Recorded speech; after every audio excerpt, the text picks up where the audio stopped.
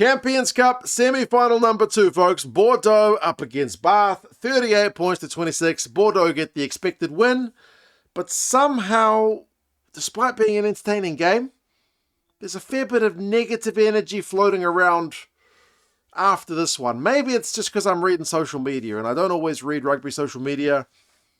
Like the likes of Twitter and Reddit and whatnot can get a little bit, I don't know, they can get a little bit negative, a bit outragey.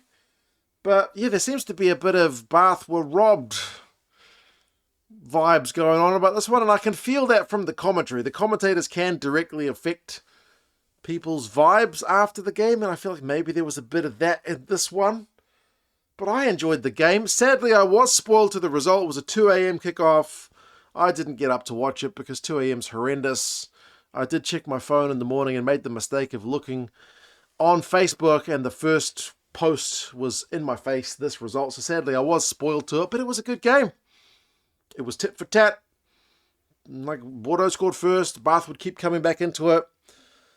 I do think the officials, they probably should have had a look at the Luku on Barbary face against face incident, but I don't think it was a turning point in the game, personally. Like, look at the stats, look at the score.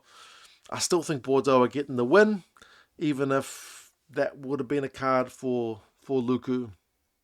I don't think it's the number one. I'd much rather talk about Ben Spencer's cross kick to Will Muir for 80 minutes than bloody ungiven yellow cards. But that's just me. There were some cracking skills on the game. You guys can let me know your thoughts. We'll go through the key events and stats, but you let me know if you think Bath were robbed or if you think Bordeaux were deserved winners. They had a flying start because I already got the first one. It was a cracker. Bath didn't do themselves any favours by not catching the bloody kickoff. Goodness sake. In a semi-final, Pinot down the left.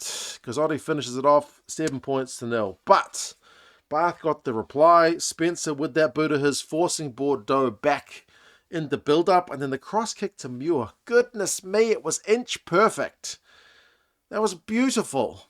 As I said, that's the thing we need to be talking about more. Or his second finish, exquisite in the corner, poetry in motion from Will Muir. Goodness me, what a game he had.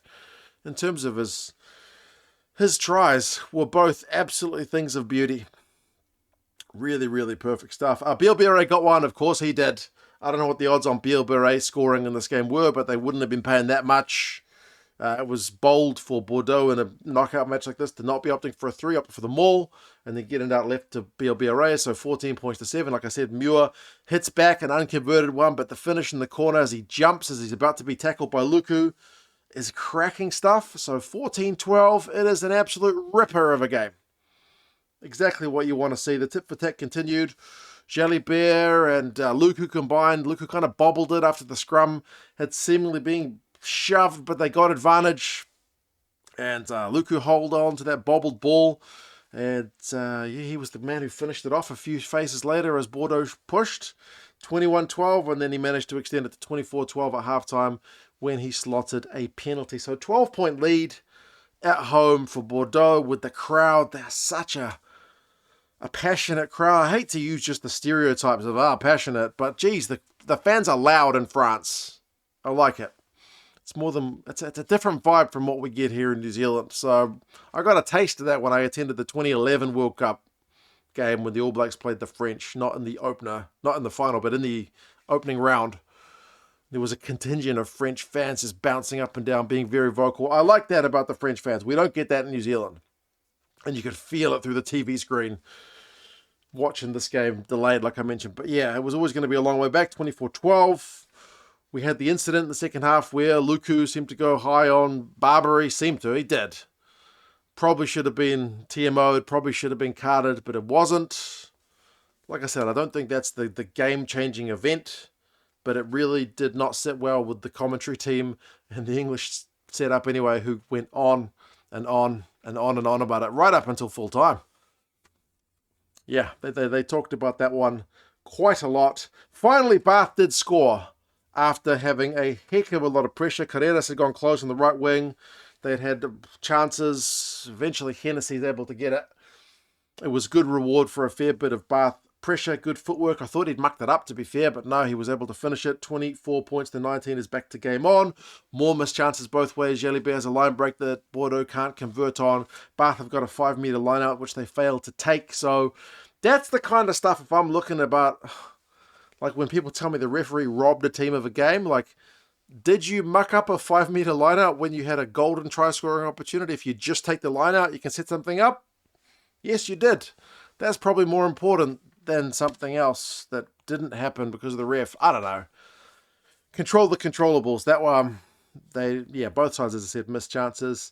Back to 2-score game on 66 minutes, seemingly, when Woki had a great line-out take and they'd gone over for a maul try, but no, there was a knock-on in the grounding for Bordeaux. So chalked off, yellow card to Yules for too many penalties conceded, but then they get the try anyway, do Bordeaux. Back to 2-score game. Big Ben Tamiafuna burrows over from close range, 31 points to 19. Again, kind of back to seemingly dead and buried, and definitely dead and buried when Mathieu gets it on 76 minutes. Definitely game. Bath did get the consolation of the death, but it's a little bit too little too late. Why do I also say I don't think Bath were robbed? I mean, look at the stats. Line out, 92%, 73%. Bordeaux get the check mark there. Carries, I just dropped my pen, get another one. Carries, 100 by Bordeaux, 151 to Bath, because Bath had more possession and territory. But from 100 carries, Bordeaux had 486 metres, whereas Bath had 151 carries, so 51 more carries, and had 419 metres, so fewer metres from more carries. So that would lead me to believe that Bordeaux's attack was looking a bit sharper. Line breaks is 10-5 to Bordeaux. Defenders beaten is 29-20 to Bordeaux. So genuinely just doing more with seemingly a bit less. Tackles made is 171 of the completed tackles to 62. So yeah, Bordeaux had a big defensive shift. Coleman led the way in that regard for Bordeaux, 20 tackles. Yeah, scored their tries, took their chances, made their tackles.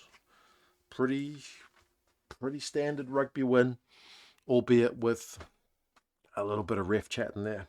Jalibert had 4 line breaks and 7 defenders beaten. BLB had 2 line breaks. Thomas Dutoy had 17 carries. He was Bath's top ball carrier, but yeah, a little bit too much drop ball. Arundel had 4 turnovers conceded. Sucks to lose a semi-final.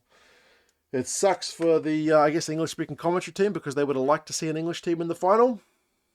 Maybe a little bit of envy over the Irish making the final again with Leinster going through, but Bordeaux up against Leinster should be a pretty epic clash. I am very much looking forward to it. Not the kickoff time. I think it's 1:45 for those of us in New Zealand, but hey, it's not a competition marketed towards my part of the world. But anyway, you guys let us know your thoughts on the game. What did you think of the commentators? If you were listening to the English version, what was the French version like? You guys take care, and I'll talk to you guys again soon. See you later.